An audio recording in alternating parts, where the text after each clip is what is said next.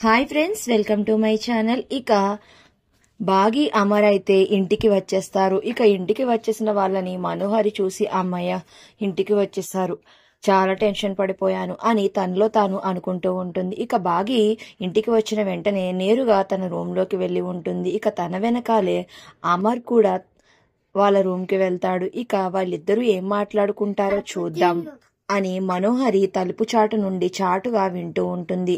ఇక అప్పుడే అమర్ అయితే బాగితో అంటూ ఉంటాడు, సారీ బాగి అని అయితే చెప్తాడు. ఇక అప్పుడు బాగి అంటూ ఉంటుంది, ఎందుకండి సారీ, ఈరోజు నాకు చాలా సంతోషంగా ఉంది.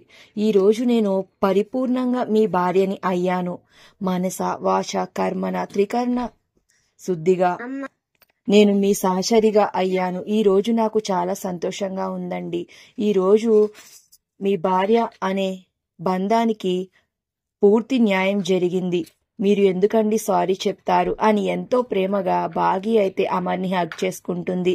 ఇక అమర్ కూడా ఎంతో ప్రేమగా బాగిని గట్టిగా హగ్ చేసుకుంటాడు.